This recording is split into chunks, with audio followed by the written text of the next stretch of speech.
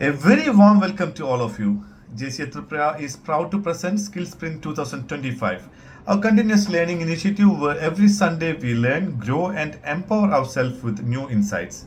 This is session number 32 in our journey. Over the past weeks, we have explored diverse skills, and today we are diving into a very practical and crucial topic: good score, great life, secrets to a strong credit score. Our distinguished speaker for today is none other than JC Hari PK, founder of Goldmate Financial Services. Mr. Harry's journey is nothing short of inspiring. Nine years ago, with just one branch and one employee, Goldmate began its journey by helping people access loans from nationalized banks, private banks, and NBFCs. Today, it has grown into a strong financial services brand with branches across six districts of Kerala, building a solid presence in financial landscape of our state. He is also a director of Vernard Finance Group, chairman of Natika and Charitable Society, impact chairperson of BNI Thrissur Luminaries, and an active member of Tripura Coastal Regency Club. Hailing from Valapad, Mr. Hari comes from a family deeply rooted in values. His wife Anjali is an officer with Manappuram Finance. Together, they are proud parents to two children, Arush Hari and Adish Hari. With his vast knowledge in finance and his leadership across multiple platforms, Mr. Hari is perfect person to guide us today on the importance of building and maintaining a strong credit score, something that directly impacts our opportunities, financial freedom, and quality of life. Ladies and gentlemen, please join me in warmly welcoming our speaker, JC Hari PK. Hi, good morning, everyone. Good morning. Good morning. Thank you, Mr. Salahuddin. അത്രയും മനോഹരമായിട്ടൊരു introduction ഒക്കെ തന്നത്. So ഇന്ന് എന്നെ സംബന്ധിച്ചിടത്തോളം വളരെ ഒരു സന്തോഷകരമായ ഒരു നിമിഷമാണ്. കാരണം JC Tripurയുടെ ഒരു മെമ്പർ എന്ന നിലയ്ക്ക് സ്കിൽ സ്പ്രിന്റ് എന്നൊരു പ്രോഗ്രാം നമുക്കറിയാം ഇന്ന് JC ഇന്ത്യക്ക് തന്നെ അഭിമാനകരമായ രീതിയിൽ മുന്നോട്ട് പോയിക്കൊണ്ടിരിക്കുന്ന പ്രോഗ്രാം. ഇന്ന് ഇപ്പൊ ഇവിടെ പറഞ്ഞ പോലെ തന്നെ 32ാമത് സെക്ഷനാണ് ഇവിടെ നടന്നുകൊണ്ടിരിക്കുന്നത്. അപ്പൊ ഇത് വളരെ കാലം മുമ്പ് തന്നെ നമ്മുടെ വൈസ് പ്രസിഡന്റ് മിസ്റ്റർ സിദ്ധേഷ് ആയിട്ട് സംസാരിക്കുകയും ഒരു അവസരത്തിന് വേണ്ടി പലവട്ടം സംസാരിക്കുകയുണ്ടായിരുന്നു. അപ്പോ വളരെ പ്രമുഖരായ ദേശീയയിൽ ഇന്ത്യയിൽ നിന്ന് തന്നെ വളരെ പ്രമുഖരായവര് ഇതിനു മുൻപും പല സെഷൻസ് അവതരിപ്പിക്കുകയുണ്ടായി. ഇനി അങ്ങോട്ടും അതുപോലെ അറിയാൻ കഴിഞ്ഞത് ഒരു പ്രമുഖരുടെ ഒരു നീണ്ട നിര തന്നെയാണ് ഈ സെഷൻസ് മാനേജ് ചെയ്യുന്നതിന് സ്കിൽ സ്പ്രിന്റ് മാനേജ് ചെയ്യുന്നതായിട്ട് ഉള്ളതായിട്ട് അറിയാൻ കഴിയും. അപ്പൊ അങ്ങനെയുള്ള ഒരു സന്ദർഭത്തിൽ എനിക്ക് ഒരു അവസരം തന്ന JC Tripurയുടെ പ്രസിഡന്റ് കൃഷ്ണ, നമ്മുടെ വൈസ് പ്രസിഡന്റ് ട്രെയിനിങ് സിദ്ധേഷിനോടുള്ള കടപ്പാട് തന്നെ അറിയിക്കട്ടെ. ഇന്ന് ഞാനിവിടെ ഒരു തെരഞ്ഞെടുത്തിട്ടുള്ള ഒരു വിഷയം എന്ന് പറയുന്നത് ക്രെഡിറ്റ് സ്കോറുകളാണ്. ക്രെഡിറ്റ് സ്കോറുകളെ കുറിച്ചാണ്. കഴിഞ്ഞൊരു 20 വർഷത്തോളമായിട്ട് ഈ ഫിനാൻഷ്യൽ ഇൻഡസ്ട്രിയിലുള്ള ഒരാളെന്ന നിലയ്ക്ക് ജോലി ചെയ്തും സ്വന്തമായിട്ടൊരു സ്ഥാപനം നടത്തിക്കൊണ്ടിരിക്കുകയാണ്. ഇവിടെ സൂചിപ്പിച്ച പോലെ ബാങ്കുകളും നാഷണലൈസ്ഡ് ബാങ്കുകളും പ്രൈവറ്റ് സെക്ടർ ബാങ്കുകളൊക്കെ ആയിട്ട് അസോസിയേറ്റ് ചെയ്തുകൊണ്ട് അവരുടെ ലോൺ പ്രൊഡക്റ്റ് ഹാൻഡിൽ ചെയ്യുന്ന ഒരു സ്ഥാപനമാണ്. അപ്പൊ അതുകൊണ്ട് തന്നെ നിരവധി പേര്, അതായത് സമൂഹത്തിന്റെ വിവിധ മേഖലകളിലുള്ള ആളുകളായിട്ട് ബന്ധപ്പെടാനും ദിവസേന നിത്യേന എന്നോണം ബന്ധപ്പെടാനും അവരുടെ വായ്പ സംബന്ധിച്ച ആവശ്യങ്ങളായിട്ട് ബാങ്കുകളായിട്ട് സമീപിക്കാനുള്ള ഒരു അവസരം കിട്ടിയ ഒരാളാണ്. ഏതു പല മേഖലകളിലുണ്ടാവും. ബിസിനസ്സുകാർ തന്നെ പല തലത്തിൽ ബിസിനസ് ചെയ്യുന്ന ആളുകളുണ്ട്. അതുപോലെ തന്നെ നമ്മളൊരു സാലറീഡ് ഗ്രൂപ്പ് ആണെങ്കിൽ അവരെയും പല ക്ലാസ് ഓഫ് ആളുകളുണ്ടാവും. ഇവർക്കൊക്കെ തന്നെ നിലവിൽ പ്രത്യേകിച്ച് കഴിഞ്ഞൊരു ഡെക്കേഡില് ഫിനാൻഷ്യൽ ഇൻഡസ്ട്രിയിൽ വന്നിട്ടുള്ള ഒരു മാറ്റം എന്ന് പറയുന്നത് വളരെ വലുതാണ്.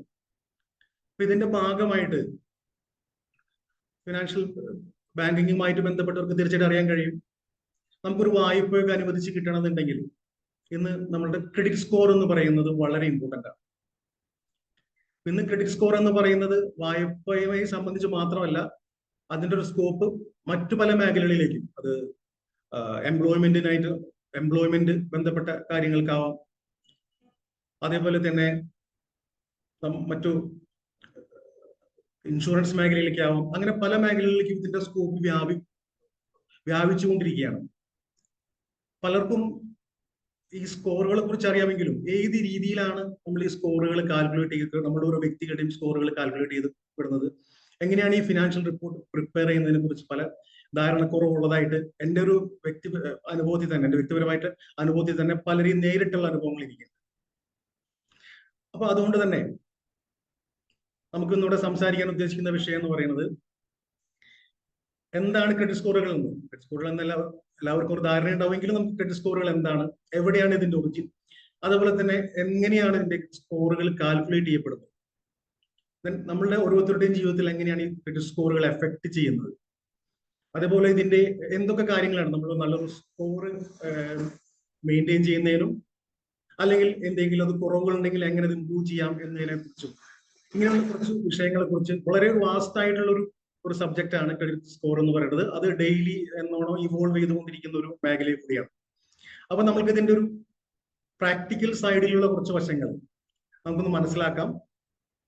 തീർച്ചയായിട്ടും നിങ്ങളെല്ലാവരുടെയും ഇൻവോൾവ്മെന്റ് ആവശ്യമാണ്. ഇതിനിടയിൽ നമുക്കൊരു പ്രസന്റേഷനിലേക്ക് പോവാം. അതിനിടയിൽ നിങ്ങൾക്ക് വരുന്ന സംശയങ്ങൾ തീർച്ചയായിട്ടും നമുക്ക് ഷെയർ ചെയ്ത് സംസാരിച്ചുകൊണ്ട് മുന്നോട്ട് പോവാം. ഓക്കെ, അപ്പൊ നമുക്ക് സ്റ്റാർട്ട് ചെയ്യാന്ന് വിചാരിക്കും. നമ്മുടെ ടോപ്പിക് എന്ന് പറയുന്നത് good score, great life, secret to strong credit score എന്നുള്ളതാണ്. എങ്ങനെ നമുക്ക് നല്ല സ്കോർ എങ്ങനെ നമ്മളുടെ ഓരോരുത്തർക്കും മെയിൻറ്റെയിൻ ചെയ്യാം, അത് എങ്ങനെ നമ്മുടെ ജീവിതത്തെ ഇൻഫ്ലുവൻസ് ചെയ്യുന്നു എന്നതിനെ കുറിച്ച് നമുക്ക് നോക്കാം.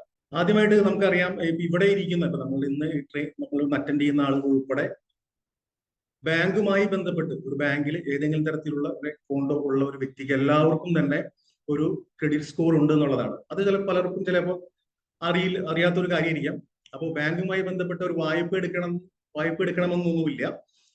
ബാങ്കുമായി ബന്ധപ്പെട്ട ഒരു അക്കൗണ്ട് ഉള്ള ഒരു പാൻ കാർഡുള്ള ഒരു വ്യക്തിക്ക് ക്രെഡിറ്റ് സ്കോർ ഉണ്ടായിരുന്നു.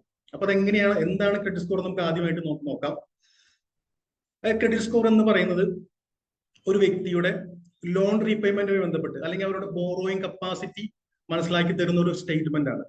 ഇപ്പൊ നമുക്ക് എല്ലാവർക്കും അറിയാം, നമ്മൾ വിദ്യാഭ്യാസ കാലഘട്ടത്തിൽ മുതൽ തന്നെ പലതരത്തിലുള്ള റിപ്പോർട്ടുകൾ നമുക്കറിയാം അല്ലെ. നമ്മളെ എഡ്യൂക്കേഷൻ മാർക്കുമായി ബന്ധപ്പെട്ടുള്ള റിപ്പോർട്ടുകൾ, അത് കഴിഞ്ഞ് ജോലിയുമായി ബന്ധപ്പെട്ട് അല്ലെങ്കിൽ എംപ്ലോയ്മെന്റുമായിട്ട് വന്നു കഴിഞ്ഞാൽ അവിടെ പെർഫോമൻസുമായിട്ടുള്ള റിപ്പോർട്ടുകൾ, അങ്ങനെ പലതരത്തിലുള്ള റിപ്പോർട്ടുകൾ നമ്മുടെ ജീവിതത്തിൽ ഉണ്ടാവാറുണ്ട്. അതുപോലെ തന്നെ നമ്മളുടെ ബാങ്കുകളോ ധനകാര്യ സ്ഥാപനങ്ങളുമായി ബന്ധപ്പെട്ട് നമ്മൾ ഇടപാടുകൾ നടത്തുന്ന സമയത്ത് ഓരോ വ്യക്തിയുടെയും റീപേയ്മെന്റ് കപ്പാസിറ്റി, അവരെ തിരിച്ചടയ്ക്കാനുള്ള കപ്പാസിറ്റി മനസ്സിലാക്കി തരുന്ന ഒരു റിപ്പോർട്ടുകളാണ്, ഒരു ഫിനാൻഷ്യൽ റിപ്പോർട്ട് കാർഡിനെയാണ് നമ്മൾ ക്രെഡിറ്റ് റിപ്പോർട്ട് എന്ന് പറയുന്നത്. അതിൽ ഉള്ള കണ്ടന്റ്സ് എന്ന് പറയുന്നത് നമുക്കറിയാം, ഒരു വ്യക്തിയുടെ പേര്, അഡ്രസ്സ്, ആളുടെ പാൻ നമ്പർ ഉണ്ടായിരിക്കും. അതേപോലെ ആ ഒരു വ്യക്തി ആ ബാങ്കുമായി ബന്ധപ്പെട്ടുള്ള ഇടപാടുകളിൽ കൃത്യമായി റീപേയ്മെന്റ് ചെയ്യുന്നത് വ്യക്തിയാണോ, ഓൺ ടൈമിൽ പേയ്മെന്റുകൾ നടത്തുന്നതാണോ, അല്ലെങ്കിൽ ഡിലേ പേയ്മെന്റ് നടത്തുന്ന ആളാണോ, അല്ലെങ്കിൽ ഡീഫാൾട്ടർ ആണോ, ഇനി മറ്റേതൊക്കെ സ്ഥാപനങ്ങളുമായി ബന്ധപ്പെട്ട് വായ്പകൾക്കായി അപേക്ഷകൾ നൽകിയിട്ടുണ്ട്. ഇങ്ങനെയുള്ള വിവരങ്ങളൊക്കെ ആയിരിക്കും നമുക്ക് ക്രെഡിറ്റ് റിപ്പോർട്ടിൽ ക്രെഡിറ്റ് റിപ്പോർട്ടിന്റെ ബ്രീഫ് എന്താണെന്ന് ചോദിച്ചാൽ, എന്താണ് ക്രെഡിറ്റ് റിപ്പോർട്ട് എന്താണെന്ന് ചോദിച്ചാൽ നമുക്ക് പറയാൻ കഴിഞ്ഞ ഒരു സംക്ഷിപ്ത രൂപം എന്ന് പറയുന്നത് ഇതാണ്. ഇനി എവിടെയാണ് നമുക്ക് എന്തിനും ഒരു ആരംഭം ഉണ്ടല്ലോ, എവിടെയായിരിക്കും ഈ ക്രെഡിറ്റ് റിപ്പോർട്ടുകളുടെ ആരംഭം? നമുക്ക് അതിന്റെ ഒരു ഹിസ്റ്ററിയെ കുറിച്ചൊന്ന് ചെറിയ രീതിയിലൊന്ന് നോക്കാം. മറ്റു പല കാര്യങ്ങളും പല സംഭവങ്ങളും സ്റ്റാർട്ടിങ് എന്ന് പറഞ്ഞ പോലെ തന്നെ പാശ്ചാത്യ രാജ്യങ്ങളിൽ തന്നെയാണ് ക്രെഡിറ്റ് റിപ്പോർട്ടും സ്റ്റാർട്ട് ചെയ്തിട്ടുള്ളത്. 19ാം നൂറ്റാണ്ട് മുതൽ തന്നെ ഇൻഫോർമൽ ആയിട്ടുള്ള ക്രെഡിറ്റ് റിപ്പോർട്ടിംഗ് സിസ്റ്റം ഉണ്ടായിരുന്നു എന്നാണ് പറയപ്പെടുന്നത്. ഇൻഫോർമൽ ആയിട്ട് എന്ന് പറയുമ്പോൾ ഒരു വ്യക്തിയുടെ പേഴ്സണൽ റെപ്യൂട്ടേഷൻ, അക്കാലത്തൊക്കെ പേഴ്സണൽ റെപ്യൂട്ടേഷൻ അല്ലെങ്കിൽ മറ്റുള്ള വ്യക്തികളുമായിട്ടുള്ള റെഫറൻസിലൂടെയൊക്കെയാണ് ഈ പറയുന്ന ഇൻഫോർമൽ ആയിട്ടുള്ള ക്രെഡിറ്റ് റിപ്പോർട്ട് സിസ്റ്റം വർക്ക് ചെയ്തുകൊണ്ടിരുന്നത്. 1841 ഒരു ഫോർമലായി ഇന്നത്തെ ക്രെഡിറ്റ് ബ്യൂറോസ്, നമ്മളിപ്പോൾ സംസാരിക്കാൻ പോകുന്ന ക്രെഡിറ്റ് റിപ്പോർട്ടിനോട് സംബന്ധിച്ച ക്രെഡിറ്റ് റിപ്പോർട്ടിനെ കുറിച്ചാണ് നമ്മൾ സംസാരിക്കാൻ പോകുന്നത്. അങ്ങനെയുള്ള ക്രെഡിറ്റ് ബ്യൂറോസ് ഉണ്ട്. ആ ക്രെഡിറ്റ് ബ്യൂറോസിന്റെ ഒക്കെ തുടക്കം എന്ന് പറയുന്നത് 1841 ലൂയിസ് താപ്പൻ എന്ന് പറയുന്ന ഒരു വ്യക്തി ഒരു മെർക്കന്റൈൽ സ്ഥാപനം തുടങ്ങുകയും അത് സ്ഥാപനങ്ങൾക്ക് അല്ലെങ്കിൽ ബാങ്കുകൾക്കൊക്കെ ബിസിനസ് റിസ്കുകളെ കുറിച്ചും ആ കൺസൾട്ടൻസി ഒക്കെ നടത്തുന്ന ഒരു സ്ഥാപനം ഇപ്പോൾ ഉള്ള ക്രെഡിറ്റ് ബ്യൂറോസിന്റെ ഒരു ആദ്യ രൂപം സ്റ്റാർട്ട് ചെയ്തത്. പിന്നീട് അറിയാം, നമുക്ക് കമ്പ്യൂട്ടറൈസേഷന്റെ ഒക്കെ ഭാഗമായിട്ട് ഡാറ്റ കളക്ഷനും ഫാസ്റ്റർ ആയിട്ടുള്ള ഡാറ്റ സോർട്ടിങ്ങും ഒക്കെ സാധ്യമായത് കൂടിയിട്ട് 1970 കൂടി ഫെയർ ക്രെഡിറ്റ് റിപ്പോർട്ടിംഗ് ആക്ട് എന്ന് പറയുന്ന ഒരു ആക്ട് US പാസ്സാവുകയും അതിനുശേഷം ഇന്ന് പറയപ്പെടുന്ന പല ഗ്ലോബൽ ക്രെഡിറ്റ് ബ്യൂറോസും അവിടെ ആരംഭിക്കുകയുണ്ടായി. എക്സ്പീരിയൻ എന്ന് പറയപ്പെടുന്ന ഇന്ന് ഇന്ത്യയിലൊക്കെ അവൈലബിൾ ആണ്, ഇക്യുഫാക്സ് എന്ന് പറയുന്ന അങ്ങനെയുള്ള പല ക്രെഡിറ്റ് ബ്യൂറോസും അന്ന് അവിടെ US സ്റ്റാർട്ട് ചെയ്തിട്ടുണ്ടായി. നമ്മൾ ഇന്ത്യയിലേക്ക് വന്നു കഴിഞ്ഞാൽ 2000 വരെ, വളരെ റീസെന്റ് ആയിട്ട് 2000 വരെയൊക്കെ ഒരു സെൻട്രലൈസ്ഡ് ആയിട്ടുള്ള ഒരു ക്രെഡിറ്റ് സിസ്റ്റം അതായത് ഉണ്ടായിരുന്നില്ല എന്ന് വേണമെങ്കിൽ പറയാം. പലർക്കും അറിയാവുന്ന ഒരു കാര്യമാണ്. ഒരുപാട് ഈ പറഞ്ഞ 2000 മുമ്പോ അല്ലെങ്കിൽ 2000 തുടക്കത്തിലൊക്കെ പല സ്ഥാപനങ്ങളിലോ ബാങ്കുകളിലോ ധനകാര്യ സ്ഥാപനങ്ങളിലോ നമ്മൾ വായ്പയ്ക്ക് അപേക്ഷിച്ചു കഴിഞ്ഞാൽ ആ വ്യക്തിയുടെ ക്രെഡിബിലിറ്റി മനസ്സിലാക്കാനുള്ള സിസ്റ്റം എന്ന് പറയുന്നത് ആ പർട്ടിക്കുലർ ബാങ്കുമായിട്ടുള്ള ഇടപാടുകളായിരുന്നു. അല്ലെങ്കിൽ സമൂഹത്തിൽ ആ വ്യക്തിക്കുള്ള ഒരു സ്ഥാനം എന്താണെന്ന് മനസ്സിലാക്കിക്കൊണ്ടായിരുന്നു. മുൻപ് ഞാൻ സൂചിപ്പിച്ച പോലെ തന്നെയുള്ള പല വ്യക്തികളോടുള്ള റെഫറൻസ് എടുത്തുകൊണ്ടായിരുന്നു ഇങ്ങനെയുള്ള സിസ്റ്റംസ് ആണ് നിലനിന്നുകൊണ്ടിരുന്നത്. അതിന്റെ ഒരു ഡ്രോബാക്ക് എന്ന് പറയുന്നത് ഇത് ബയാസ്ഡ് ആയിട്ടുള്ള ഡിസിഷൻസ് ഒരുപാട് വരാനുള്ള സാധ്യതകൾ വന്നുകൊണ്ടിരുന്ന ഒരു കാലഘട്ടത്തിൽ നിന്നാണ് ഒരു 2000 വരെയുള്ള ഒരു കാലഘട്ടം എന്ന് പറയുന്നത്. അതിനുശേഷം ഇന്ത്യയിലും reserve bank of India credit information കമ്പനീസിന് അംഗീകാരം നൽകുകയും 2000 credit information bureau of India എന്ന പേരിൽ, സിബിൽ എന്ന പേരിൽ ഇന്ത്യയിലെ ആദ്യത്തെ ക്രെഡിറ്റ് ബ്യൂറോ സ്ഥാപിക്കുകയുണ്ടായി. ഞാനിപ്പോ തുടക്കം മുതൽ ഇതുവരെ ക്രെഡിറ്റ് റിപ്പോർട്ട് എന്ന് സംസാരിച്ചുകൊണ്ടിരിക്കുന്നുണ്ടാവും. പക്ഷെ ക്രെഡിറ്റ് റിപ്പോർട്ട് എന്ന് പറഞ്ഞാൽ പലർക്കും എന്താണെന്ന് പെട്ടെന്ന് പിടിയിട്ടുണ്ടാവില്ല. പക്ഷെ സിബിൽ എന്ന് പറഞ്ഞാൽ പലർക്കും വളരെ പെട്ടെന്ന് തന്നെ അത് മനസ്സിലാവും.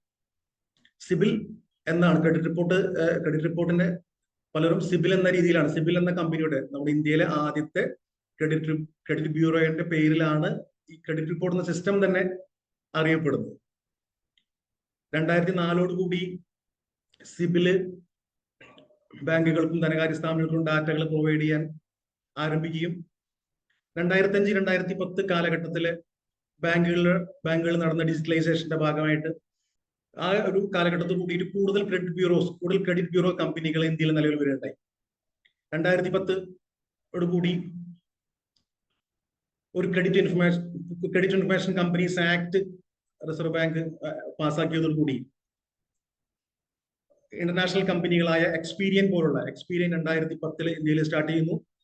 ഇക്യുഫാക്സ് എന്ന് പറയപ്പെടുന്ന മറ്റൊരു ക്രെഡിറ്റ് ബ്യൂറോ 2010 തന്നെ ആരംഭിക്കുന്നു. ക്രിഫ് ഹൈമാർക്ക് എന്ന് പറയുന്ന മറ്റൊരു സ്ഥാപനം 2011 സ്റ്റാർട്ട് ചെയ്യുന്നു. ഇന്ന് ഇന്ത്യയില്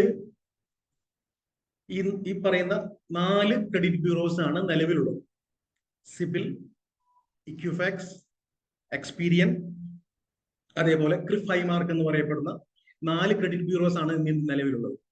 ഈ ക്രെഡിറ്റ് ബ്യൂറോസ് കമ്പനികൾ ഓരോ വ്യക്തികളുടെയും, ഞാൻ മുമ്പ് സൂചിപ്പിച്ച പോലെ ബാങ്കുമായി ഇടപാടുള്ള, ബാങ്കിൽ അക്കൗണ്ട് ഉള്ള ഓരോ വ്യക്തികളുടെയും ഇൻഫർമേഷൻസ് കളക്ട് ചെയ്യുകയും അത് ഡാറ്റകൾ പ്രോസസ് ചെയ്ത് മറ്റു ധനകാര്യ സ്ഥാപനങ്ങൾക്കും ബാങ്കുകൾക്കും ഒക്കെ ഉപയോഗിക്കാൻ പറ്റുന്ന രീതിയിൽ അതിനെ ഒരു ഫിനാൻഷ്യൽ റിപ്പോർട്ടായി നൽകുകയാണ് ചെയ്യപ്പെടുന്നത്. ഇപ്പോൾ ഇതുവരെ നമ്മൾ സംസാരിച്ചത് എന്താണ് ക്രെഡിറ്റ് റിപ്പോർട്ട് എന്നും അതേപോലെ എവിടെയാണ് ഇത് ആരംഭിച്ചതെന്നും ഇന്ത്യയിൽ ഏതൊക്കെ ക്രെഡിറ്റ് ബ്യൂറോസ് നിലവിലുണ്ടെന്നുമാണ്.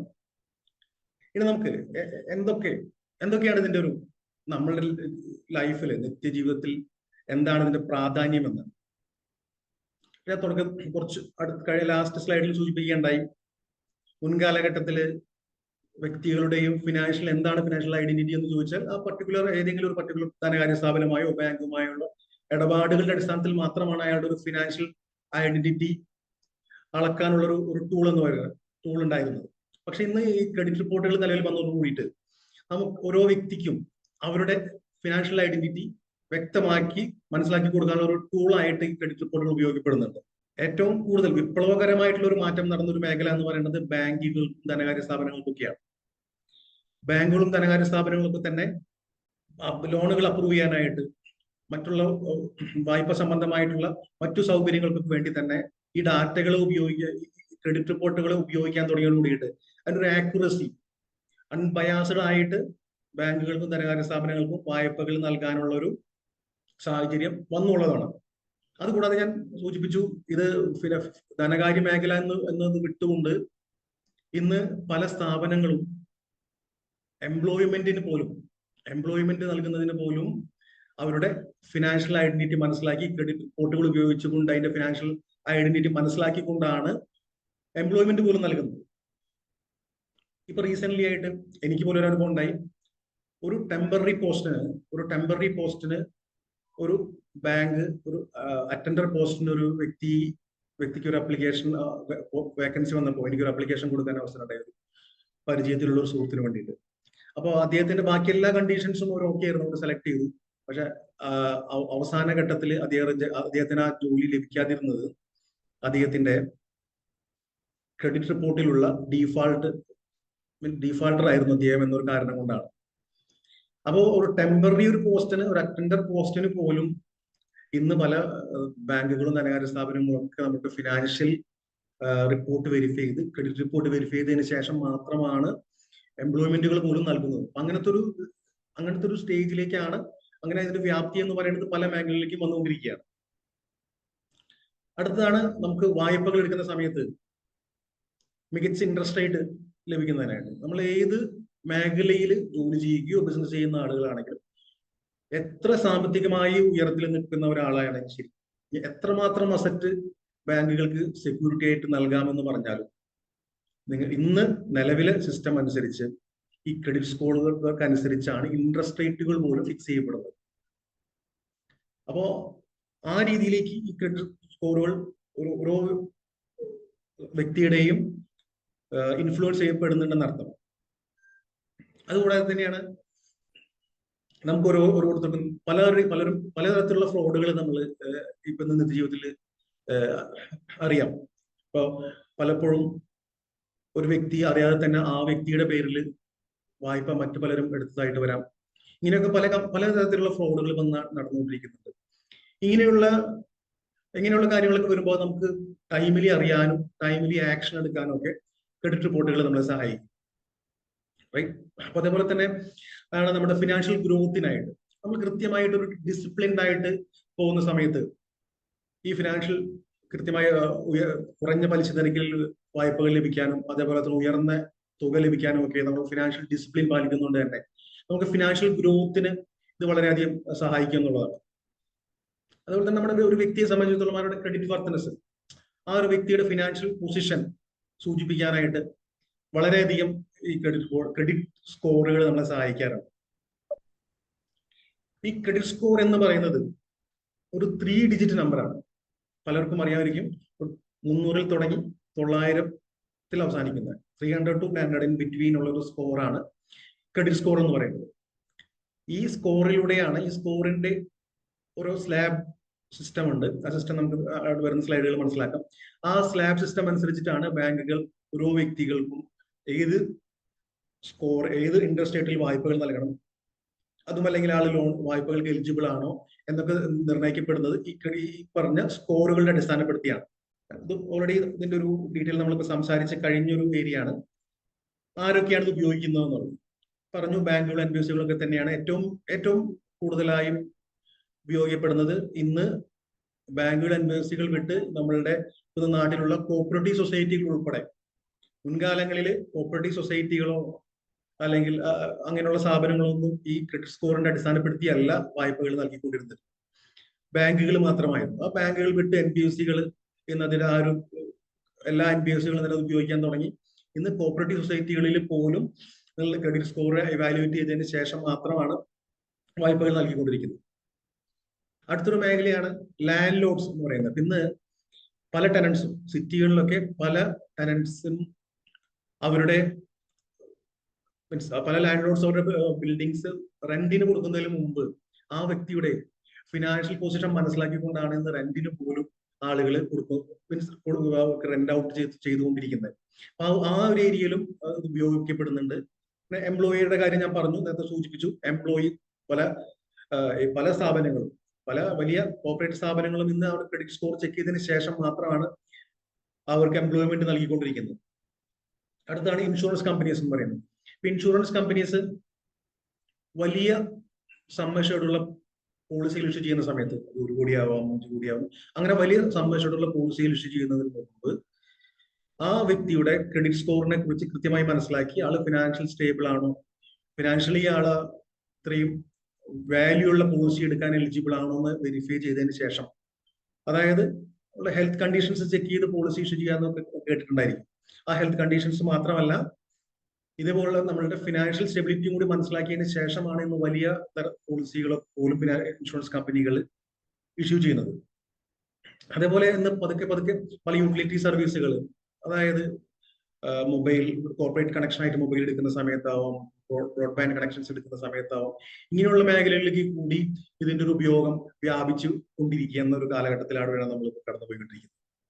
എനിക്ക് തോന്നുന്നു ഇനി നമുക്ക് അറിയേണ്ട ഒരു ഏറ്റവും ഇമ്പോർട്ടന്റ് ആയ ഒരു കാര്യം, ഇപ്പൊ ഇത്രയും നേരം നമ്മൾ സംസാരിച്ചതിൽ നമ്മൾ ക്രെഡിറ്റ് സ്കോർ എന്താണെന്നും അതിന്റെ ഉപയോഗം നമ്മൾ എന്തൊക്കെയാണ് നമ്മുടെ നിത്യജീവിതത്തിൽ അത് ഏതൊക്കെ മേഖലകൾ ഉപയോഗിക്കുന്നുണ്ട്, എങ്ങനെയാണ് അത് എഫക്ട് ചെയ്യുന്നതിനെ കുറിച്ചാണ് നമ്മൾ മനസ്സിലാക്കിയത്. ഇതിൽ ഏറ്റവും ഇമ്പോർട്ടന്റ് ആയിട്ട് നിങ്ങൾ മനസ്സിലാക്കിയിരിക്കേണ്ട ഒരു കാര്യമാണ് ഞാനിപ്പോ ഈ പറയാൻ പോകുന്നത്. കാരണം അതായത് എങ്ങനെയാണ് നിങ്ങളുടെ സ്കോർ, ഓരോ വ്യക്തികളുടെയും സ്കോർ എങ്ങനെയാണ് കാൽക്കുലേറ്റ് ചെയ്യപ്പെടുന്നത് എന്നാണ് ഇതിലൂടെ നമുക്ക് മനസ്സിലാക്കാൻ കഴിയാം. ഏതൊക്കെ ഘടകങ്ങളാണ് ഒരു സ്കോറിനെ കുറിച്ച് ഞാൻ സൂചിപ്പിച്ചു. 300 മുതൽ 900 വരെയുള്ള സ്കോറുകളെ കുറിച്ച് സൂചിപ്പിക്കുകയുണ്ടായി. അപ്പോൾ ഈ സ്കോറുകൾ ഏത് രീതിയിലാണ് കാൽക്കുലേറ്റ് ചെയ്യപ്പെടുന്നത് എന്നാണ് ഇതിലൂടെ മനസ്സിലാക്കാൻ പോകുന്നത്. 4 ഘടകങ്ങളാണ് നമ്മുടെ ഞാൻ നേരത്തെ സൂചിപ്പിച്ച 300 to 900 എന്ന സ്കോറിലേക്ക് എത്തുന്നതിനായിട്ട് ക്രെഡിറ്റ് ബ്യൂറോസ് ഉപയോഗിക്കുന്നത്. അതിലേറ്റവും ആദ്യത്തേതാണ് പാസ്റ്റ് പെർഫോമൻസ് എന്ന് പറയുന്നത്. പാസ്റ്റ് പെർഫോമൻസ് എന്ന് പറയുന്നത് കൃത്യമായിട്ട് പറഞ്ഞു കഴിഞ്ഞാൽ ഒരു ബാങ്കിങ് സ്ഥാപനവുമായി ബന്ധപ്പെട്ട് വായ്പ എടുത്തവർ ഏത് രീതിയിലാണ് ആ വായ്പകൾ റീപേയ്മെന്റ് ചെയ്തിട്ടുള്ളത്, കൃത്യമായിട്ട് ഓൺ ടൈമിന് വായ്പ എടുത്തിട്ടുള്ള ഒരാളാണോ, വായ്പ എടുത്ത് റീപേയ്മെന്റ് ചെയ്തിട്ടുള്ള വ്യക്തിയാണോ, അതേപോലെ ഡിലേ പേയ്മെന്റ് ചെയ്തിട്ടുള്ളവരാണോ, സെറ്റിൽമെന്റ് എന്തെങ്കിലും വരുത്തിയിട്ടുള്ളവരാണോ. അപ്പൊ ഇങ്ങനെയുള്ള നമ്മുടെ പാസ്റ്റ് പെർഫോമൻസിനെ ആശ്രയിച്ചിട്ടാണ്, പാസ്റ്റ് പെർഫോമൻസ് എന്നതാണ് ഏറ്റവും നിർണായകമായിട്ടുള്ള ഒരു ഘടകം എന്ന് പറയുന്നത്. ഉദാഹരണം പറയുകയാണെങ്കിൽ ഒരു വ്യക്തി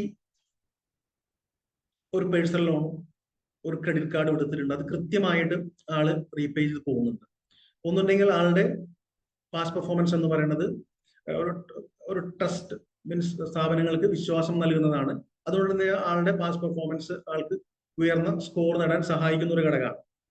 എന്നാൽ മറ്റൊരു വ്യക്തി എന്ന് പറയുന്നത് കൃത്യമായി ഒരു ഹോം ലോൺ എടുത്തിട്ടുണ്ടായിരിക്കാം, അവരത് റീപേ ചെയ്യുന്നത് കൃത്യമായി ബാങ്ക് നിഷ്കർഷിച്ചിട്ടുള്ള ദിവസത്തിനായിരിക്കില്ല, ചിലപ്പോൾ 1 മാസം കഴിഞ്ഞിട്ടോ 2 മാസം കഴിഞ്ഞിട്ടോ ഒക്കെ ആയിരിക്കും. അങ്ങനെയുള്ളവരുടെ പാസ്റ്റ് പെർഫോമൻസ് എന്ന് പറയുന്നത് റിസ്കിയാണ് ബാങ്കുകളെ സംബന്ധിച്ചിടത്തോളം.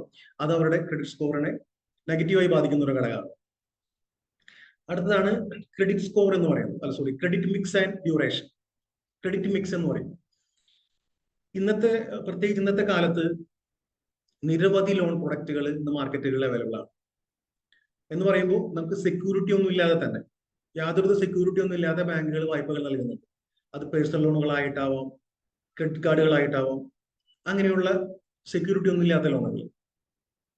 അടുത്തൊരു കാറ്റഗറി എന്ന് പറയുന്നത് കൃത്യമായ സെക്യൂരിറ്റിയോട് കൂടിയിട്ട്, അത് മോർഗേജ്, പ്രോപ്പർട്ടിയോ ബിൽഡിങ്ങോ വീടോ ഒക്കെ മോർഗേജ് ചെയ്തുകൊണ്ടിരിക്കുന്ന മോർഗേജ് ലോണുകൾ, ഹോം ലോണുകൾ, അതുപോലെ തന്നെ നമ്മുടെ കാർ ലോണുകൾ, ഇങ്ങനെയുള്ള ലോണുകളൊക്കെ, വെഹിക്കിൾ ലോൺസ്, ഇങ്ങനെയൊക്കെയുള്ള ലോണുകളൊക്കെ സെക്യൂർഡ് ആയിട്ടുള്ള ലോൺ പ്രൊഡക്റ്റുകളാണ്.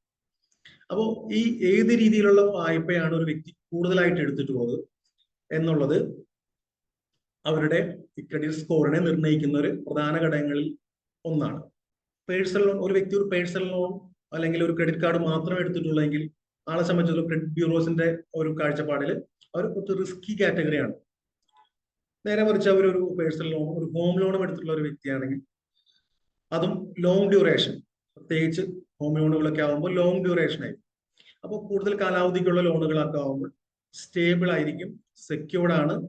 അപ്പൊ അവരെ സംബന്ധിച്ചിടത്തോളം അത് കുറെ കൂടി റിസ്ക് കുറവുള്ള ഒരു കാറ്റഗറി ആയിട്ട് കണക്കാക്കപ്പെടുകയും അത് അവരുടെ സ്കോറിനെ ഇംപ്രൂവ് ചെയ്യാനായിട്ട് ഹെൽപ്പ് ചെയ്യുന്ന ഒരു ഘടകമാണ്.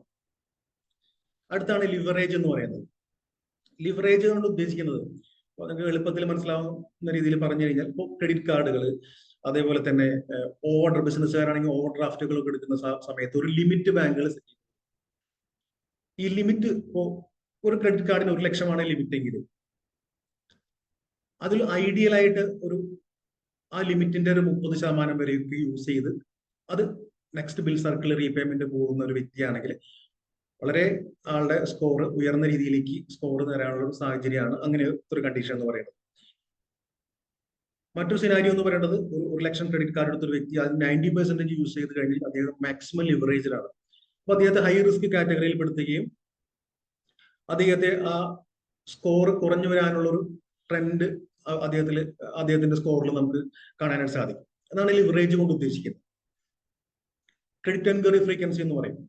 ക്രെഡിറ്റ് എൻക്വയറി ഫ്രീക്വൻസി എന്ന് പറയുന്ന ലാസ്റ്റ് ഓപ്ഷൻ മീൻസ് പോയിന്റ് എന്ന് പറയുന്നത് പലപ്പോഴും നമുക്ക് ശ്രദ്ധിക്കാതെ ഇന്നത്തെ കാലത്ത് ഒരുപാട് നമ്മുടെ മൊബൈലിൽ പല മെസ്സേജുകളും ബാങ്കുകളിൽ നിന്നും ധനകാര്യ സ്ഥാപനങ്ങളിൽ നിന്നും വരുന്നുണ്ടാവും. ആവശ്യമില്ലെങ്കിൽ പോലും പലരും ലിങ്കുകൾ ക്ലിക്ക് ചെയ്യുകയും നമ്മുടെ ലോണിന്റെ എലിജിബിലിറ്റി ഒക്കെ ചെക്ക് ചെയ്യുകയും ചെയ്യും. ഓരോ പ്രാവശ്യവും ഇതുപോലെ നടത്തുന്ന എൻക്വയറി എന്ന് പറയുന്നത് നമ്മൾ വായ്പയ്ക്കായി എൻക്വയറി ചെയ്ത് കൂടുതലായി എൻക്വയറികൾ നടത്തിക്കൊണ്ടിരിക്കുന്ന ഒരു വ്യക്തി എന്ന രീതിയിലാണ് ക്രെഡിറ്റ് റിപ്പോർട്ട് അതിനെ അനലൈസ് ചെയ്യുക. അതുകൊണ്ട് തന്നെ അത് ഫ്രീക്വന്റ് ആയിട്ടുള്ള എൻക്വയറി നടത്തുന്ന ആളുകളുടെ സ്കോറുകൾ നെഗറ്റീവായിട്ടാണ് ക്രെഡിറ്റ് സ്കോറിനെ എഫക്ട് ചെയ്യുന്നത്. ഇപ്പൊ നമ്മൾ സൂചിപ്പിച്ച ആ ഒരു 4 പോയിന്റുകളുണ്ട്. ഇതിന് അതിന്റെ ഒരു വെയിറ്റേജ് നമ്മൾ 300 to 900 എന്ന സ്കോർ നമ്മൾ കാൽക്കുലേറ്റ് ചെയ്യുന്ന സമയത്ത് അതിന്റെ വെയിറ്റേജ് ഏത് രീതിയിലാണെന്നുള്ളത് നമ്മൾ പേയ്മെന്റ് ഹിസ്റ്ററിയെ കുറിച്ച് സംസാരിച്ചു. അപ്പോൾ അതിന്റെ ഒരു 35% ആണ് പേയ്മെന്റ് ഹിസ്റ്ററിക്ക് നമുക്ക് വെയിറ്റേജ് നൽകുന്നത്. ടോട്ടൽ സ്കോറിന്റെ 35%ഉം പേയ്മെന്റ് ഹിസ്റ്ററിയുമായി ബന്ധപ്പെട്ടാണ്. പേയ്മെന്റ് ഹിസ്റ്ററി വളരെ നിർണായകമായിട്ടുള്ള ഏരിയ ആണെന്ന് അർത്ഥം. നമ്മൾ ലോൺ എടുക്കുന്ന സമയത്ത് ലോണുകൾ കൃത്യമായി റീപേ ചെയ്യുക, ബാങ്കുകൾ പറഞ്ഞിട്ടുള്ള ഡേറ്റുകൾക്ക് റീപേ ചെയ്യുക. ഇത് പറയുമ്പോഴാണ് പലപ്പോഴും ഞാൻ ഇൻട്രൊഡക്ഷൻ സമയത്ത് പറഞ്ഞ പോലെ ഒരുപാട് വ്യക്തികൾ നിത്യേന എന്നോണം ലോണുകൾക്കായിട്ട് ഞങ്ങൾ ബന്ധപ്പെടുകയും പല ബാങ്കുകളായിട്ട് ഞങ്ങൾ അത് അവർ കണക്ട് ചെയ്ത് കൊടുക്കുകയൊക്കെ ചെയ്യാറുണ്ട്. അപ്പോൾ ഏറ്റവും കൂടുതൽ വരുന്നൊരു മിസ്റ്റേക്ക്, കോമൺ ആയിട്ട് കാണാറുള്ള ഒരു മിസ്റ്റേക്ക് എന്ന് പറയുന്നത് പലരും ലോൺ റീപേ ചെയ്യുന്നുണ്ടാവും, എന്നാൽ ടൈമിൽ റീപേയ്മെന്റ് ഉണ്ടായിരിക്കും. അപ്പൊ അതിൽ ഏറ്റവും ഇമ്പോർട്ടന്റ് ആയ ഘടകം ടൈമിൽ റീപേയ്മെന്റ് എന്നുള്ളത്. ബാങ്ക് ഒരു പർട്ടിക്കുലർ ഡേറ്റ് തന്നു കഴിഞ്ഞാൽ ആ ഡേറ്റിന് റീപേ ചെയ്യാന്നുള്ളതാണ്. നമ്മുടെ സ്കോറുകൾക്ക് ഞാൻ ഒരു ക്രെഡിറ്റ് കാർഡിന്റെ എക്സാമ്പിൾ ഒക്കെ സൂചിപ്പിച്ചിട്ടുണ്ടായിരുന്നു. അപ്പോൾ ഓവറായിട്ട് നമ്മൾ യൂസ് ചെയ്യുന്ന ലിമിറ്റിൻ അലൗ ചെയ്തിട്ടുള്ള ലിമിറ്റിനോട് ഏറ്റവും അടുത്ത രീതിയിൽ ഓവർ യൂട്ടിലൈസേഷൻ വന്നു കഴിഞ്ഞാൽ ഇതൊക്കെ നമ്മൾ ക്രെഡിറ്റ് സ്കോറിനെ നെഗറ്റീവായിട്ട് ബാധിക്കുന്ന ഒരു ഘടകമാണ്. അടുത്താണ് ക്രെഡിറ്റ് ഹിസ്റ്ററി, അതേപോലെ ക്രെഡിറ്റ് ലെങ്ത് എന്ന് പറയുന്നത്. ഷോർട്ട് ടേം പലർക്കുള്ള ഒരു ടെൻഡൻസിയാണ് വളരെ ഓൾഡ് ആയിട്ടുള്ള അക്കൗണ്ടുകൾ ക്ലോസ് ചെയ്യുക, പുതിയ അക്കൗണ്ടുകൾ എടുക്കുക. അപ്പോ ഇങ്ങനെയുള്ള സാഹചര്യത്തിൽ പുതിയ അക്കൗണ്ടുകൾ കൂടുതലായി വരുന്ന സമയത്ത് ഇത് നമ്മളുടെ ക്രെഡിറ്റ് സ്കോറിനെ നെഗറ്റീവായിട്ടാണ് ബാധിക്കുക. ലോങ് ഹിസ്റ്ററികളാണ് നമുക്ക് ക്രെഡിറ്റ് സ്കോർ ഇംപ്രൂവ് ചെയ്യുന്നതിനായിട്ടും കൂടുതൽ സ്കോർ നമുക്കത് ഏൺ ചെയ്യുന്നതിനായിട്ട് അത് സാധിക്കുന്നുണ്ടാവുക. ക്രെഡിറ്റ് മിക്സ് നമ്മൾ പറഞ്ഞു, സെക്യൂർഡ് ആയിട്ടുള്ള ലോണുകളുടെയും അതുപോലെ തന്നെ അൺസെക്യൂർഡ് ആയിട്ടുള്ള ലോണുകളുടെയും ബാലൻസ്ഡ് ആയിട്ടുള്ള ഒരു യൂസേജ്, ബാലൻസ് ആയിട്ട് പരമാവധി യൂസ് ചെയ്ത് കഴിഞ്ഞാൽ നമുക്കത് കൃത്യമായിട്ട് സ്കോറുകൾ നമുക്ക് ഇമ്പ്രൂവ് ചെയ്യാനായിട്ട് സാധിക്കും. അതുപോലെ ലാസ്റ്റ് പോയിന്റ് ആണ് നമ്മൾ ക്രെഡിറ്റ് എൻക്വയറീസ്, ലോണിനെ കുറിച്ചുള്ള നിരന്തരമുള്ള അന്വേഷണങ്ങൾ ഒഴിവാക്കുക. അതിന്റെ ഒരു വെയിറ്റേജ് 10% ആണ് വരുന്നത്. അപ്പോൾ ഇങ്ങനെ ഈ നമ്മൾ 300 to 900 സ്കോർ കാൽക്കുലേറ്റ് ചെയ്യുമ്പോൾ ഈ പറഞ്ഞ 5 ഘടകങ്ങളാണ് ക്രെഡിറ്റ് ബ്യൂറോസ് കണക്കിലെടുക്കുന്നത്. അതിന് ഓരോ ഘടകങ്ങൾക്കും വരുന്ന ഒരു വെയിറ്റേജുകളാണ് ഇപ്പൊ നമ്മളിവിടെ കണ്ടത്. മനസ്സിലായിട്ടുണ്ടാവുമെന്ന് കരുതുന്നു. സാധാരണയായിട്ട് നമ്മൾ ശ്രദ്ധിക്കേണ്ട ഒരു കാര്യങ്ങൾ, ഇപ്പോ നമ്മൾ വായ്പ എടുക്കുന്നുണ്ടോ, നിലവിൽ വായ്പയ്ക്ക് ആവശ്യമുണ്ടോ ഉള്ളതല്ല ഇമ്പോർട്ടന്റ് ആയിട്ടുള്ള കാര്യം എന്ന് പറയുന്നത്. നമ്മൾ കാരണം ഭാവിയിൽ ഏത് സമയത്താണ് നമുക്ക് ആവശ്യങ്ങൾ വരിക, ഏത് രീതിയിലുള്ള, അപ്പൊ ഞാൻ പറഞ്ഞ പോലെ ചിലപ്പോൾ അത് ഇൻഷുറൻസ് ആവാം, അതുമല്ലെങ്കിൽ വായ്പകളാവാം, അങ്ങനെ ഏത് കാര്യങ്ങൾക്കും നമുക്ക് ഈ ക്രെഡിറ്റ് റിപ്പോർട്ട് ഉപയോഗിക്കുന്ന സമയത്ത് നമ്മളുടെ ചില ചെറിയ അബദ്ധങ്ങൾ കൊണ്ട് നമ്മുടെ സ്കോറുകൾ നെഗറ്റീവായിട്ട് പോവുകയും നമുക്കത് ആവശ്യം നിറവേറ്റാൻ പറ്റാത്ത സാഹചര്യമൊക്കെ വരാറുണ്ട്. അപ്പൊ അതുകൊണ്ട് നിങ്ങൾ ശ്രദ്ധിക്കേണ്ട വളരെ കുറച്ചൊരു പോയിന്റ്സ് ആണ്. ആദ്യത്തേതാണ് നമ്മൾ ലേറ്റ് ഓർ മിസ്ഡ് പേയ്മെന്റ്സ് എന്ന് പറയുന്നത്. ഞാൻ സൂചിപ്പിച്ചു, മീൻസ് ബാങ്കുകളെ ധനകാര്യ സ്ഥാപനങ്ങളെ സംബന്ധിച്ചിടത്തോളം അവരൊരു പർട്ടിക്കുലർ ഡേറ്റ് ഓരോ വ്യക്തിക്കും ലോണോ എടുത്തു കഴിഞ്ഞാൽ അല്ലെങ്കിൽ ക്രെഡിറ്റ് കാർഡോ എടുത്തു കഴിഞ്ഞാൽ ഒരു ഡേറ്റ് നിങ്ങൾക്ക് തരുന്നുണ്ടായിരിക്കും. ആ ഡേറ്റുകൾക്ക് തന്നെ പേയ്മെന്റ് ചെയ്യുക. അതിൽ ഒരു ദിവസം വൈകി അല്ലെങ്കിൽ 2 ദിവസം വൈകി കഴിഞ്ഞാൽ നിങ്ങൾ 2 ദിവസം ഡിലേ പേയ്മെന്റ് നൽകിയ വ്യക്തിയായിട്ട് തന്നെയാണ് ക്രെഡിറ്റ് റിപ്പോർട്ടിൽ രേഖപ്പെടുത്തുക. അപ്പൊ അതുകൊണ്ട് പലരും പറയാറുണ്ട്, പലരും ലോണുകൾക്ക് വരുമ്പോൾ ഞങ്ങളോട് സൂചിപ്പിക്കാറുണ്ട്, ഞങ്ങൾ പേയ്മെന്റ് ഒക്കെ അടച്ചു, അത് ഈ മാസം തന്നെ ലോൺ അവർ പറഞ്ഞ അതേ മാസം തന്നെ പേയ്മെന്റ് ചെയ്തിട്ടുണ്ട്, ആ ദിവസത്തിന് ചെയ്യാൻ പറ്റിയിട്ടില്ല, പക്ഷെ ആ മാസം ചെയ്തിട്ടുണ്ടെന്ന് പറയാറുണ്ട്. ആ മന്ത് തന്നെയോ അല്ലെങ്കിൽ ആ മന്തിന് ശേഷമോ ഒക്കെ നമ്മൾ പേയ്മെന്റ് ചെയ്തു കഴിഞ്ഞാലും അത്രയും ദിവസം, അതായത് ലോൺ ബാങ്ക് പറഞ്ഞിട്ടുള്ള ഡേറ്റ് കഴിഞ്ഞ് എത്ര ദിവസം കഴിഞ്ഞിട്ടാണോ പേയ്മെന്റ് ചെയ്തിട്ടുള്ളത് അത്ര ദിവസം ഡിലേ പേയ്മെന്റ് നടത്തിയ വ്യക്തി എന്നായിരിക്കും അതിൽ സൂചിപ്പിക്കുക. അപ്പൊ അതൊരു ഏറ്റവും ശ്രദ്ധിക്കേണ്ട ഒരു പോയിന്റ് ആണ്. പിന്നെ നമ്മൾ സൂചിപ്പിച്ച പോയിന്റ് ആണ്, കൂടുതൽ ക്രെഡിറ്റ് കാർഡുകൾ ഉപയോഗിക്കുന്നവർക്കാണ് ഈ ഒരു പ്രശ്നങ്ങൾ കൂടുതൽ നേരിടാറുള്ളത്. ക്രെഡിറ്റ് കാർഡുകൾ ആവശ്യത്തിനും അനാവശ്യത്തിനും ക്രെഡിറ്റ് കാർഡുകൾ യൂസ് ചെയ്യുന്നതുകൊണ്ട് നമ്മൾ ആ ഒരു ക്രെഡിറ്റ് ലിമിറ്റിന്റെ ഒരു 30% ഉപയോഗം നിർത്താനായിട്ട് ശ്രമിക്കണം. അത് അടുത്ത ബിൽ സൈക്കിൾ കഴിഞ്ഞ് വീണ്ടും ഉപയോഗിക്കാം. ഒരിക്കലും ഒഴിവാക്കാൻ പറ്റാത്ത സാഹചര്യത്തിൽ ഒഴികെ അനാവശ്യമായിട്ടുള്ള നമ്മളുടെ ക്രെഡിറ്റ് ലിമിറ്റുകളുടെ ഉപയോഗം നമ്മൾ ക്രെഡിറ്റ് സ്കോറിനെ വളരെ ഇമ്പാക്ട് ചെയ്യുന്ന ഒരു കാര്യമാണ്.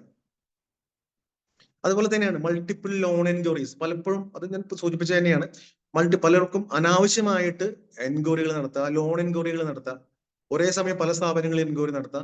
ഇതൊക്കെ ചെയ്യുമ്പോൾ ഇതൊക്കെ കൃത്യമായിട്ട് നിങ്ങളുടെ ക്രെഡിറ്റ് റിപ്പോർട്ടിന്റെ ഒരു സാമ്പിൾ നിങ്ങൾക്ക് ഞാനിവിടെ ലാസ്റ്റ് ഞാനത് ഇവിടെ ഒരു ഡെമോ കാണിക്കാം.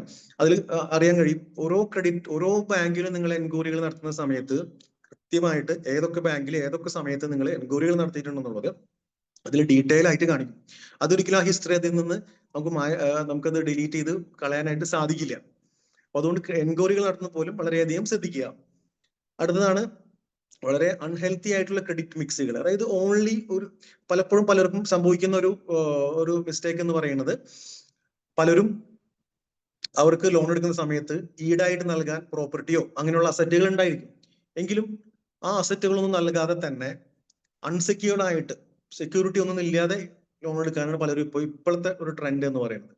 അതിന്റെ ഒരു ഡ്രോബാക്ക് കൂടുതൽ ഇൻട്രസ്റ്റ് നൽകണം എന്നുള്ളത് മാത്രമല്ല, അതൊരു ബാങ്കുകൾ ക്രെഡിറ്റ് ഏജൻസികളെ സംബന്ധിച്ചിടത്തോളം അതൊരു നെഗറ്റീവ് മീൻസ് കൂടുതലായിട്ട് ഒരു ഹൈ റിസ്കി കാറ്റഗറി ആയിട്ടാണ് അങ്ങനെയുള്ള ആളുകളെ ക്ലാസിഫൈ ചെയ്യുക. അതുകൊണ്ട് തന്നെ നമുക്ക് ഹെൽത്തി ആയിട്ടുള്ള ഒരു ബാലൻസ്ഡ് ആയിട്ടുള്ള സെക്യൂർഡ് അൺസെക്യൂർഡ് ലോണുകളുടെ ബാലൻസ്ഡ് ആയിട്ടുള്ള രീതിയിൽ മുന്നോട്ട് പോവാണ് വളരെ നല്ലതായിരിക്കുക. അതുപോലെ തന്നെയാണ് നമ്മൾ ഓൾഡ് അക്കൗണ്ടുകൾ മെയിൻറ്റെയിൻ ചെയ്ത് കൊണ്ടുപോവുക. കാരണം പുതുതായിട്ട് ലോൺ എടുക്കാൻ ഉദ്ദേശിക്കുന്ന പലപ്പോഴും ചെയ്യുന്ന ഒരു അബദ്ധം എന്ന് പറയുന്നത്, അത് പ്രത്യേകിച്ച് ക്രെഡിറ്റ് കാർഡിനെ സംബന്ധിച്ച് ക്രെഡിറ്റ് കാർഡുകളുമായി ബന്ധപ്പെട്ടാണ്. ക്രെഡിറ്റ് കാർഡുകൾ ഇടയ്ക്കിടെ ക്ലോസ് ചെയ്യുക, പുതിയ ക്രെഡിറ്റ് കാർഡ് എടുക്കുക. ഈ ഒരു ടെൻഡൻസി ഒഴിവാക്കുന്നതാണ് നമുക്ക് പോസിറ്റീവായിട്ട് വരാനായിട്ട് നല്ലത്. അതുപോലെ തന്നെയാണ് സെറ്റിൽമെന്റ് എന്ന് പറയുന്നത്. പലപ്പോഴും സംഭവിക്കുന്ന ഒരു അബദ്ധമാണ്, പ്രത്യേകിച്ച് വളരെ ചെറിയ നിസ്സാരമായിട്ടുള്ള ലോണുകളൊക്കെ, അതായത് വല്ല കൺസ്യൂമർ ലോണുകൾ എന്ന്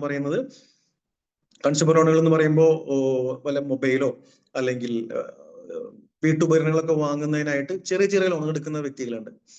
അപ്പൊ ഇതൊക്കെ എടുത്തു കഴിഞ്ഞ് അതിന്റെ പലപ്പോഴും റീപേയ്മെന്റിൽ എന്തെങ്കിലും മുടക്കുകളൊക്കെ വരുന്ന സമയത്ത് ഇത് സെറ്റിൽമെന്റ്, അതായത് ബാങ്കുകളിൽ നിന്ന് ഡിസ്കൗണ്ട് വാങ്ങി സെറ്റിൽ ചെയ്യുന്ന ഒരു സാഹചര്യമൊക്കെ പലരെയും കാണാറുണ്ട്.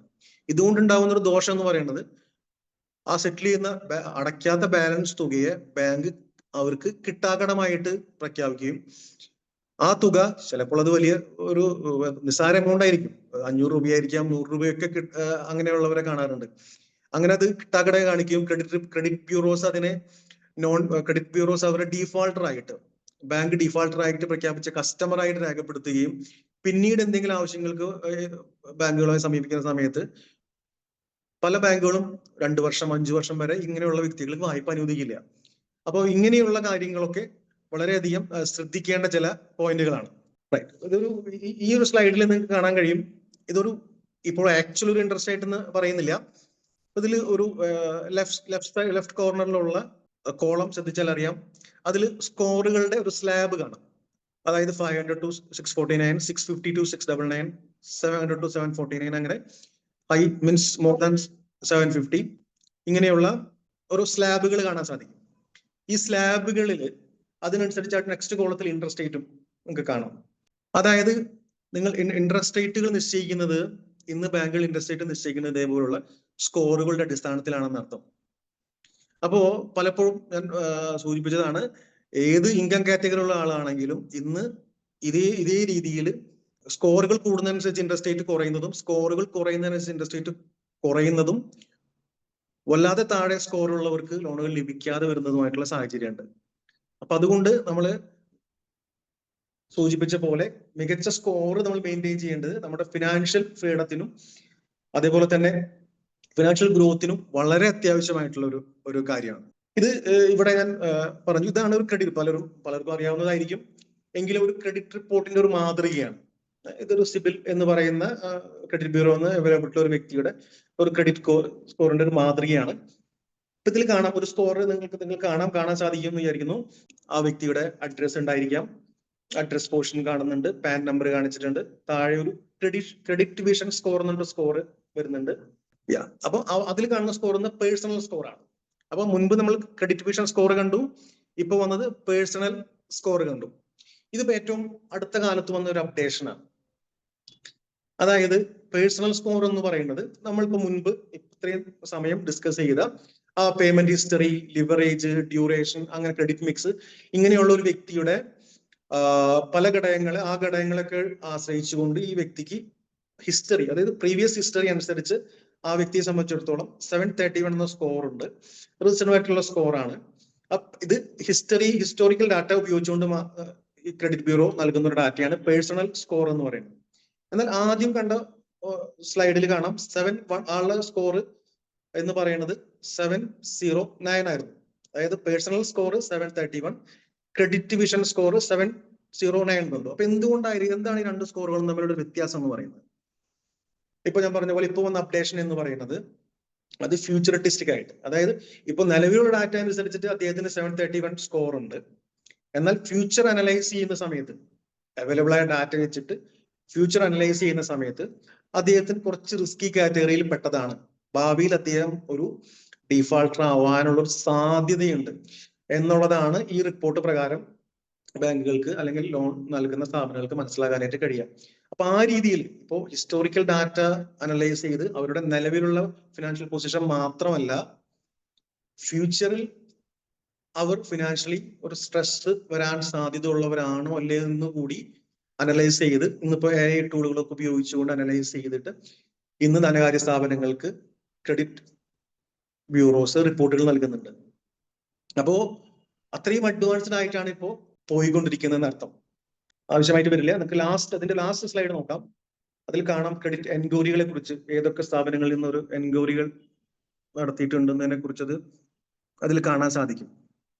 റൈറ്റ്. അപ്പോ ഇതാണ് ഒരു ക്രെഡിറ്റ് റിപ്പോർട്ടിന്റെ ഒരു ആക്ച്വൽ ക്രെഡിറ്റ് റിപ്പോർട്ടുകൾ ഏത് രീതിയിലാണ് നിങ്ങൾക്ക് കാണാൻ സാധിക്കുക എന്നുള്ളതിനെ കുറിച്ചുള്ള ഒരു രൂപം എന്ന് പറയുന്നത്. അപ്പൊ ഇതേപോലെ ഏകദേശം എനിക്ക് തോന്നുന്നു ഒരു ക്രെഡിറ്റ് റിപ്പോർട്ട് എന്താണ്, അല്ലെങ്കിൽ ആ സ്കോറുകൾ എങ്ങനെയാണ് കാൽക്കുലേറ്റ് ചെയ്യപ്പെടുക, അതേപോലെ ഒരു ക്രെഡിറ്റ് റിപ്പോർട്ട് ഏത് രീതിയിലാണ് വരിക എന്നുള്ളതിനെ കുറിച്ച് ഒരു ചെറിയ രൂപം നൽകാൻ കഴിഞ്ഞു എന്നാണ് എനിക്ക് തോന്നുന്നത്. ഇന്ന് ഇതൊരു ഇത്രയും നേരം സംസാരിച്ച് നമ്മൾ വ്യക്തികളുടെ ക്രെഡിറ്റ് സ്കോറുകളും അത് ഏത് രീതിയിലാണ് കാൽക്കുലേറ്റ് ചെയ്യപ്പെടുന്നത് എന്നൊക്കെയാണ്. ഇതേപോലെ തന്നെ സ്ഥാപനങ്ങളും, പല വിധത്തിലുള്ള സ്ഥാപനങ്ങൾ ഉണ്ടാവും. അത് പ്രൊപ്പർട്ടർഷിപ്പ് ആവാം, പാർട്ണർഷിപ്പിലായിരിക്കാം, അതുപോലെ കമ്പനികളായിരിക്കാം. ഇതേപോലെ ഇന്ന് കമ്പനികൾക്കും ഒരു സ്കോർ ഉണ്ട്. ആ സ്കോർ ഒരു കമ്പനി ലോണിനായിട്ട് അല്ലെങ്കിൽ അപേക്ഷിക്കുന്ന സമയത്ത് ആ കമ്പനികളുടെ ക്രെഡിറ്റ് സ്കോർ കൂടി അനലൈസ് ചെയ്തതിന് ശേഷമാണ് ഇന്ന് ബാങ്കുകൾ, വ്യക്തികളുടെ മാത്രമല്ല കമ്പനികളുടെ സ്കോറുകൾ കൂടി അനലൈസ് ചെയ്തതിന് ശേഷമാണ് നമ്മൾ ഇന്ന് ബാങ്കുകൾ ലോണുകൾ നൽകുന്നത്. അപ്പൊ അതുകൊണ്ട് ക്രെഡിറ്റ് സ്കോർ എന്ന് പറയുന്നത് വളരെ നമ്മുടെ ഓരോരുത്തരുടെയും ജീവിതത്തിൽ പലരും ബാങ്കുമായി ബന്ധപ്പെട്ടോ വായ്പയുമായി ബന്ധപ്പെട്ടോ ഒക്കെ ഇതുവരെ ഇടപാടുകൾ നടത്തിയിട്ടില്ലെങ്കിൽ പോലും ഓരോരുത്തർക്കും പറഞ്ഞ പോലെ സ്കോർ ഉണ്ട്. ആ സ്കോറുകൾ നമുക്ക് കൃത്യമായി ഇടയ്ക്കിടെ നിങ്ങൾക്ക് തന്നെ അത് ചെക്ക് ചെയ്യാനുള്ള സംവിധാനങ്ങളുണ്ട്. ഞാൻ സൂചിപ്പിച്ച പോലെ 4 ക്രെഡിറ്റ് ബ്യൂറോസ് ആണ് ഇന്ത്യയിലുള്ളത്. ഈ കമ്പനികളുടെ വെബ്സൈറ്റിലൂടെ നിങ്ങൾക്ക് കയറി നിങ്ങൾക്ക് ക്രെഡിറ്റ് സ്കോർ വെരിഫൈ ചെയ്യാനായിട്ട് സാധിക്കും. ആ രീതിയിൽ വെരിഫൈ ചെയ്യുമ്പോൾ നിങ്ങൾ ഇവിടെ സൂചിപ്പിച്ച പോലെ അത് ലോണിനുള്ള എൻക്വയറികളായിട്ട് വരില്ല. ഏതെങ്കിലും ബാങ്കുകളോ ധനകാര്യ സ്ഥാപനങ്ങളിൽ നിന്നോ നിങ്ങൾ ക്രെഡിറ്റ് റിപ്പോർട്ട് എടുക്കുന്ന സമയത്ത് അത് ലോണിനുണ്ടായിട്ടുള്ള എൻക്വയറി ആയിട്ട് വരും. അത് ഒഴിവാക്കുക. അതിന് പകരം ഈ സൈറ്റുകളിലൂടെ, ഈ ക്രെഡിറ്റ് ബ്യൂറോസിന്റെ സൈറ്റുകളിലൂടെ ക്രെഡിറ്റ് റിപ്പോർട്ട് എടുത്ത് എന്താണ് നമ്മുടെ സ്കോർ എന്നും അത് ഏത് രീതിയിലാണ്, അത് എന്തെങ്കിലും മിസ്റ്റേക്സ് ഉണ്ടോ, പലപ്പോഴും പല മിസ്റ്റേക്സുകൾ വരാറുണ്ട്. നമ്മൾ അറിയാതെ നമ്മുടെ പേരിൽ മറ്റു പല വായ്പകൾ വരാം, അല്ലെങ്കിൽ നമ്മൾ ക്ലോസ് ചെയ്ത ലോണുകൾ ക്ലോസ് ആവാതെ വരാം. ഇങ്ങനെയുള്ള പല മിസ്റ്റേക്സുകളൊക്കെ വരാറുണ്ട്. അപ്പൊ അങ്ങനെയുള്ള മിസ്റ്റേക്സുകളൊക്കെ വരുന്ന സമയത്ത് തന്നെ നമുക്കത് ക്രെഡിറ്റ് ബ്യൂറോസിനെ കൃത്യമായിട്ട് അറിയിക്കാനും ആ മിസ്റ്റേക്കുകൾ റെക്ടിഫൈ ചെയ്യാനുള്ള സംവിധാനങ്ങളുണ്ട്. റൈറ്റ്. ഇപ്പൊ ഇത്രയൊക്കെയാണ്. ഇനി ഏതെങ്കിലും ഇതായിട്ട് ബന്ധപ്പെട്ട് നമുക്ക് സംശയങ്ങൾ ഉണ്ടെങ്കിൽ ചോദിക്കാം. Haribhai, good morning. നല്ല ഇൻഫോർമേറ്റീവ് ആയിട്ടുള്ള സെഷൻ ആയിരുന്നു. Thank you. എനിക്ക് ഒരു ചോദ്യം ഉള്ളതേ, നമുക്ക് ഈ ബാങ്ക്സിലെ ലോൺ കിട്ടുന്നതിനേക്കാളും കൂടുതൽ ഭയങ്കര ഈസി ആയിട്ട് ഈ പ്രൈവറ്റ് സെക്ടർ, ബജാജ് അങ്ങനത്തെ സ്ഥാപനങ്ങളിൽ നിന്ന് കുറച്ചുകൂടി ഹയർ എമൗണ്ടുകൾ പെട്ടെന്ന് കിട്ടാറുണ്ട്. അപ്പോൾ ബാങ്ക്സിന് എന്ത് റെസ്ട്രിക്ഷൻ ആണ് ഉള്ളത്, അതുപോലെ ഈ പ്രൈവറ്റ് സെക്ടറിന് എന്ത് ഫ്രീഡം ആണ് ഉള്ളത് ഇങ്ങനെ ലോൺസ് പ്രൊവൈഡ് ചെയ്യാനെന്ന് പറയാൻ പറ്റും? ഇല്ല, ബാങ്ക്സ് എന്ന് പറയുമ്പോൾ രണ്ട്, ആക്ച്വലി പ്രൈവറ്റ് സെക്ടർ ബാങ്കുകളും നമ്മൾ പബ്ലിക് സെക്ടർ ബാങ്കുകൾ. ഇത് പ്രൈവറ്റ് സെക്ടർ ബാങ്കുകൾ കുറെ കൂടി അഡ്വാൻസ്ഡ് ആണെന്നുള്ളതാണ്. അപ്പൊ അതായത് അവർ ചെയ്യുന്ന ഒരു സിസ്റ്റം എന്ന് പറയുന്നത്, നമ്മളുടെ ഇപ്പോൾ പറയുന്ന പോലെ നമ്മൾ പാൻ വെരിഫൈ ചെയ്തുകൊണ്ട്, പാൻ വെരിഫൈ ചെയ്താൽ തന്നെ നമ്മളെ ക്രെഡിറ്റ് സ്കോറോ നമ്മൾ ഏതൊക്കെ ബാങ്കുകളിൽ നമ്മുടെ ലോൺ, നമ്മുടെ ഫിനാൻഷ്യൽ സിസ്റ്റം, ഇതിൽ പറഞ്ഞ പോലെ നമ്മളുടെ ഫിനാൻഷ്യൽ എന്താ പറയുക റിപ്പോർട്ട് അവൈലബിൾ ആയിരിക്കും. ഈ റിപ്പോർട്ടുകൾ വെച്ചുകൊണ്ട് അവര് ലോണുകൾ നൽകുന്നതാണ്. ഇതേപോലെ സിസ്റ്റം നാഷണലൈസ്ഡ് ബാങ്കുകളിലൊക്കെ ഉണ്ട്, വന്നു തുടങ്ങിയിട്ടുണ്ട്. ഉദ്ദേശിക്കുന്നുണ്ടാവും എനിക്ക് തോന്നുന്നു, നമ്മൾ ഡോക്യുമെന്റ് ഒന്നും കൊടുക്കാതെ വളരെ പെട്ടെന്ന് ഒരു ആപ്പില് ഒരു OTP മാത്രം നൽകിക്കൊണ്ട് നൽകുന്ന ലോണുകളൊക്കെ ആയിരിക്കും. അത് നമ്മളുടെ മറ്റുള്ള പബ്ലിക് സെക്ടർ ബാങ്കുകളൊക്കെ അത്ര അഡ്വാൻസ്ഡ് ആയിട്ടില്ല എന്നുള്ളത് കൊണ്ടാണ് ശരിക്കും ആ ഒരു വ്യത്യാസം വരുന്നത്. പക്ഷെ ഇന്ന് അങ്ങനെ ആയി തുടങ്ങിയിട്ടുണ്ട്. പല ബാങ്ക് പബ്ലിക് സെക്ടർ ബാങ്കുകളൊക്കെ നിങ്ങൾ ഒരു പർട്ടിക്കുലർ ബാങ്കായിട്ട്, സപ്പോസ് SBI ആയിട്ടോ ബാങ്ക് ഓഫ് ബറോഡയ്ക്ക് ആയിട്ടോ നിങ്ങൾ ഇടപാടുകൾ ഉണ്ടെങ്കിൽ നിങ്ങൾക്ക് വേറെ ഡോക്യുമെന്റ് ഒന്നും സബ്മിറ്റ് ചെയ്യാതെ തന്നെ നമ്മളുടെ ഈ ഫിനാൻഷ്യൽ റിപ്പോർട്ടുകൾ വെരിഫൈ ചെയ്തുകൊണ്ട്, ഇപ്പൊ പറഞ്ഞല്ലോ ഫ്യൂച്ചറിസ്റ്റിക് ആയിട്ട് പോലും വെരിഫൈ ചെയ്യാനായിട്ടുള്ള സിസ്റ്റംസ് ഉണ്ട്. അങ്ങനെ വെരിഫൈ ചെയ്തുകൊണ്ട് ഒരു ഡോക്യുമെന്റും നമ്മൾ സബ്മിറ്റ് ചെയ്യാതെ തന്നെ ലോണുകൾ എന്നിപ്പോ എല്ലാ ബാങ്കുകളും തന്നെ നൽകുന്നുണ്ടെന്നുള്ളതാണ്. എനിക്ക് അഗ്രസീവ് ആയിട്ട് ചെയ്യുന്നത് പ്രൈവറ്റ് സെക്ടർ ബാങ്കുകളാണെന്ന് മാത്രം. അപ്പൊ ഈ ഗൂഗിൾ പേ പോലുള്ള ആപ്ലിക്കേഷൻസിലൊക്കെ നമുക്ക് സ്കോർ ചെക്ക് ചെയ്യാനുള്ള ഒരു ഇതുണ്ടല്ലോ. അപ്പൊ അത് ഈ പറഞ്ഞ പോലെ തന്നെ നമ്മൾ ചെക്ക് ചെയ്യുന്നത് ത്രൂ നമ്മുടെ സ്കോറിനെ ബാധിക്കും, സിബിൽ സ്കോറിനെ ബാധിക്കുന്നതാണോ? ഇല്ല, ഗൂഗിൾ പേ പോലുള്ളതിൽ ചെയ്യുന്നത് നമ്മളെ സ്കോറിനെ ബാധിക്കില്ല. അതായത് ബാങ്കുകളിലൂടെ വെരിഫൈ ചെയ്യുമ്പോൾ മാത്രമേ, ഈവൻ അവർ പലപ്പോഴും അതൊരു ലോണിലുള്ള എൻക്വയറി ആയിട്ട് കാണിക്കും. ഗൂഗിൾ പേ എന്ന് നിങ്ങൾ എടുത്തു കഴിഞ്ഞാൽ അതൊരു എൻക്വയറി ആയിട്ട് കണക്കാക്കില്ല, എടുക്കാനായിട്ട് സാധിക്കും. വേറെ ആർക്കെങ്കിലും എന്തെങ്കിലും സംശയങ്ങൾ ഉണ്ടെങ്കിൽ ചോദിക്കാവുന്നതാണ് കേട്ടോ. നമുക്ക് വളരെ യൂസ്ഫുൾ ആയിട്ടുള്ള ഒരു സെക്ഷൻ ആണ് ഹരി ഇവിടെ പ്രസന്റ് ചെയ്തിട്ടുള്ളത്. ഹലോ സാറേ, ഹരി സാറേ, എനിക്കൊരു സംശയം. ചില കമ്പനികൾ പറയുന്നുണ്ട്, ഈ പ്രൈവറ്റ് ആയിട്ടുള്ള കുറെ സ്ഥാപനങ്ങൾ പറയുന്നുണ്ട് നമ്മുടെ ഈ സ്കോർ കൂട്ടിത്തരാൻ പറ്റും. അതെങ്ങനെയാണ് സ്കോർ കുറഞ്ഞിരിക്കുന്നത്? നല്ലൊരു കാര്യമാണ് ഇത്. സ്കോർ കൂട്ടുക എന്നുള്ളത് അത് ആക്ച്വലി പ്രാക്ടിക്കലി മീൻസ് നമുക്ക് ആർട്ടിഫിഷ്യൽ ആയിട്ട് കൂട്ടുക എന്നുള്ളത് പോസിബിൾ അല്ലാത്തൊരു കാര്യമാണ്. അത് നമുക്ക് ചെയ്യാൻ സാധിക്കുന്ന ഒരു കാര്യം. പലരും ചോദിക്കുന്ന ഒരു സംശയമാണ്, അപ്പൊ ഞാനും പറയാൻ വിട്ടുപോയൊരു പോയിന്റാണ്. പലർക്കും സ്കോറുകൾ പല കാരണങ്ങളോട് കുറയാം. അത് ഡീഫാൾട്ടർ ആയതുകൊണ്ടാവാം, അല്ലെങ്കിൽ മറ്റെന്തെങ്കിലും അശ്രദ്ധ കൊണ്ട് സംഭവിച്ചായിരിക്കും. അപ്പൊ അത് സ്കോർ ഇമ്പ്രൂവ് ചെയ്യുന്നതിനായിട്ട് ഒരേ ഒരു മാർഗം എന്ന് പറയുന്നത്, നമുക്ക് എന്താണോ സ്കോർ കുറയാനുള്ള കാരണം അത് ഐഡന്റിഫൈ ചെയ്യുക എന്നുള്ളതാണ്. അതായത് അത് ചിലപ്പോൾ ലോൺ ഡിഫാൾട്ട് വന്നതുകൊണ്ടാണെങ്കിൽ നിങ്ങൾ ആ ലോൺ മുഴുവനായിട്ട് റീപേ ചെയ്യുകയും മറ്റെന്തെങ്കിലും ലോണുകൾ എടുക്കുക എന്നുള്ളതാണ്. അത് ചിലപ്പോ ഗോൾഡ് ലോണുകൾ, നമുക്ക് വളരെ എളുപ്പത്തിൽ ആക്സസ് ആയിട്ടുള്ള ഗോൾഡ് ലോണുകളാവാം. അങ്ങനെ പെട്ടെന്ന് ലഭിക്കുന്ന ലോണുകൾ ഏതെങ്കിലും എടുത്തതിന് ശേഷം അവർ കൃത്യമായി അതൊരു 3 മാസം മുതൽ 6 മാസം വരെയൊക്കെ കൃത്യമായിട്ട് റീപേ ചെയ്ത് പോയി കഴിഞ്ഞാൽ, അതേ ഡേറ്റിന് റീപേ ചെയ്ത് കഴിഞ്ഞാൽ സ്കോറുകൾ കയറി വരും. അത് മാത്രമേ വഴിയുള്ളൂ. അല്ലാതെ സ്കോറുകൾ ഇംപ്രൂവ് ചെയ്യാനായിട്ടുള്ള പ്രത്യേകിച്ച് വഴികളില്ല. നിങ്ങൾ ഡീഫാൾട്ടർ ആണെങ്കിൽ ഒരു കാരണവശാൽ അത് നിങ്ങളുടെ സ്കോർ ഇംപ്രൂവ് ചെയ്ത് വരില്ല. ആ ഡീഫാൾട്ട് ആവാനുള്ള കാരണം നിങ്ങളുടെ റീപേയ്മെന്റ് ആണെങ്കിൽ റീപേയ്മെന്റ് ക്ലിയർ ചെയ്യുകയോ, സൂചിപ്പിച്ച പോലെ എന്തെങ്കിലും സെറ്റിൽമെന്റുകൾ നടത്തിയിട്ടുണ്ടെങ്കിൽ ആ സെറ്റിൽ ചെയ്ത തുക ആ പറഞ്ഞ ധനകാര്യ സ്ഥാപനവുമായി സംസാരിച്ച് അത് ക്ലിയർ ചെയ്ത് പിന്നീട് മറ്റെന്തെങ്കിലും എളുപ്പത്തിൽ കിട്ടാവുന്ന ക്രെഡിറ്റ് റിപ്പോർട്ടിനെ അധികം ഡിപ്പെൻഡ് ചെയ്യാതെ, അതാണ് ഞാൻ ഗോൾഡ് ലോൺ എന്ന് പറയാൻ കാരണം. അങ്ങനെയുള്ള ഗോൾഡ് ലോണുകളുള്ള NBFCകളിൽ നിന്ന് അതും സെലക്ട് ചെയ്യുമ്പോൾ ശ്രദ്ധിക്കണം. NBFCകളിൽ നിന്നോ ഗോൾഡ് സെക്യൂരിറ്റി ആയിട്ട് NBFCകളിൽ നിന്നോ ലോൺ എടുത്ത് നമ്മുടെ സ്കോറുകൾ ഒരു 6 മാസം വരെയുള്ള കാലയളവിൽ നമുക്ക് ഇംപ്രൂവ് ചെയ്ത് കൊണ്ടുവരാൻ സാധിക്കും. Good morning. അപ്പൊ താങ്ക് യു സോ മച്ച് ഹരിചേട്ടൻ. നല്ലൊരു സെഷൻ ആയിരുന്നു, ഭയങ്കര ഇൻഫോർമേറ്റീവ് ആയിരുന്നു. അപ്പം ക്രെഡിറ്റ് സ്കോർ ഒരു അണ്ടർസ്റ്റാൻഡിങ് കിട്ടാനായിട്ട് ഈ ഒരു സെഷൻ ഹെൽപ്പ് ചെയ്തിട്ടുണ്ട്. അപ്പം നല്ലൊരു സെഷൻ, റെലവെന്റ് ആയിട്ടുള്ള ഒരു ടോപ്പിക് അത്രയും ക്ലിയർ ആയിട്ട് ഡീറ്റെയിൽ ആയിട്ട് തന്നെ പറഞ്ഞു തന്നു. Thank you so much. വളരെ നന്നായിട്ട് എടുത്തു. ഇത്ര കോംപ്ലക്സ് ആയ ഒരു ടോപ്പിക് നല്ല സിമ്പിൾ ടേംസിൽ ഞങ്ങൾക്ക് പറഞ്ഞു തന്നു. ക്രെഡിറ്റ് റിപ്പോർട്ടും കാര്യങ്ങളൊക്കെ എനിക്ക് അത്ര നോളേജ് ഉണ്ടായിരുന്നില്ല.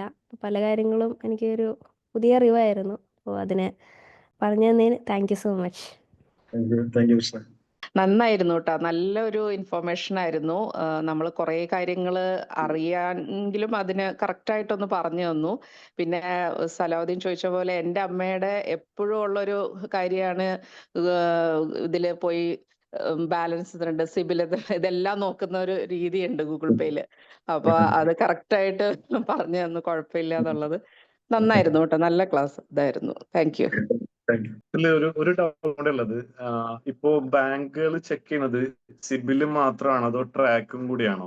അതായത് ട്രാക്കുകൾ സ്വാഭാവികമായിട്ടും ഇതിൽ നമ്മുടെ എക്സിസ്റ്റിംഗ് ലോൺ ട്രാക്കുകൾ സിബിലിൽ ഓൾറെഡി വരുന്നതാണ്. അവർ ബാങ്കുകളുടെ ഡാറ്റ ഓരോ ഫ്രീക്വൻസിയിൽ, ഇപ്പോൾ മന്ത്ലി ഫ്രീക്വൻസിയിലായിരുന്നു മുൻപൊക്കെ ഈ ക്രെഡിറ്റ് ബ്യൂറോസ് ഡാറ്റാസ് എടുത്തിരുന്നത് ബാങ്കുകളിൽ നിന്ന്. ഇപ്പൊ അത് അത്രയല്ല, വളരെ വീക്കിലി ഫ്രീക്വൻസിയിലൊക്കെ തന്നെ ഡാറ്റകൾ ബാങ്കുകളിൽ നിന്ന് എടുക്കുന്നുണ്ട്. അപ്പോൾ നമ്മുടെ ട്രാക്കും ഓൾറെഡി അവരുടെ കയ്യിൽ, ലോൺ ട്രാക്കൊക്കെ അത് സ്വാഭാവികമായിട്ടും ക്രെഡിറ്റ് ബ്യൂറോ കമ്പനീസിന്റെ കയ്യിലുണ്ട്. പക്ഷെ ഇപ്പൊ കൂടുതലായിട്ട് ഈ ക്രെഡിറ്റ് ബ്യൂറോസിനെ മാത്രം ആശ്രയിച്ചല്ല പല ബാങ്കുകളും അവരുടെ ഡിസിഷൻസ് എടുക്കുന്നത്. അവർക്ക് ഇന്റേണൽ ആയിട്ട് പല ക്രെഡിറ്റ് റിപ്പോർട്ടിന് സമാനമായിട്ടുള്ള ഒരു ഇന്റേണൽ സിസ്റ്റം ഉണ്ട്. അവർക്കും ചിലപ്പോൾ ക്രെഡിറ്റ് സ്കോർ മേച്ചായിരിക്കും അതിന് എങ്കിലും ലോൺ ചിലപ്പോൾ ലഭിക്കാത്ത സാഹചര്യമൊക്കെ ഉണ്ടാവാറുണ്ട്. അതിന് കാരണം എന്ന് പറയുന്നത് ഇന്ന് പല പ്രൈവറ്റ് സെക്ടർ ബാങ്കുകളും ക്രെഡിറ്റ് ബ്യൂറോസ് മാത്രം ഡിപ്പെൻഡ് ചെയ്തിട്ടല്ല, അവരുടെ ഇന്റേണൽ ആയിട്ട് ഈ ഒരു സിസ്റ്റം, ഇതേപോലെ ഒരു സിസ്റ്റം ഇംപ്ലിമെന്റഡ് ആണ്. ആ ഒരു റിപ്പോർട്ട് കാർഡിന്റെ ബേസിലും കൂടിയാണ് ഇപ്പോൾ ലോണുകൾ അപ്രൂവ് ചെയ്തുകൊണ്ടിരിക്കുന്നത്. Okay. Thank you so much, Mr. Hari, for that eye-opening session. Your words have made us realize that credit score is in life. On behalf of JC Etriprayat, I congratulate you for the wonderful insights and also thank all members who joined today this learning in our financial journeys. Now I invite Mr. Sitesh for the closing note. Thank you, Chairman. On behalf of JCA Triprayat, I take this opportunity to extend our heartfelt gratitude to our speaker JC Hari PK for sharing his knowledge and practical wisdom with us today. Sir, your journey to becoming a leading financial service provider is truly inspirational, and your session has given us clarity on how important it is to build and maintain a strong credit score. I also thank our President JC Krishna TS, Secretary JC Abhishek, Treasurer JC Ankit, Chairman JC Salahuddin, and Director Training JC Savit for their leadership and efforts in making Skills Sprint 2025 a continuous success. A special word of appreciation to all our members and guests who took time on a Sunday morning to be with us. Your presence and participations keep this initiative meaningful. With that, we conclude today's Skills Sprint session. Thank you once again, and let's continue to learn, grow, and empower together. So the learning never stops. See you next week for the next sprint. Thank you. Thank you.